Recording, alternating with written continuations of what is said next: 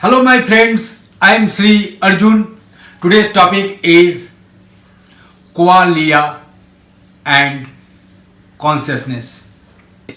Our knowledge, experience and perception are structured in the consciousness.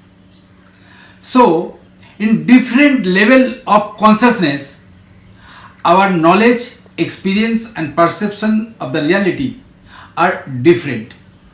For example, you are looking at the color green.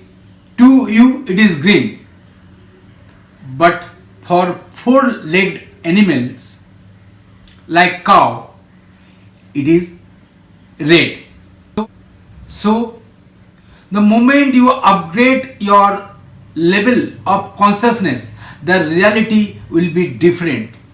You think this reality is full of stress, strain and suffering. But the moment you upgrade or shift your consciousness to the fourth level, transcendental consciousness, that same reality of stress, strain and suffering becomes the reality of possibilities, infinite possibilities. For our forthcoming webinars and workshop, please stay tuned with us. Subscribe my channel and turn on the notification bell so that you can get all my videos. Namaste.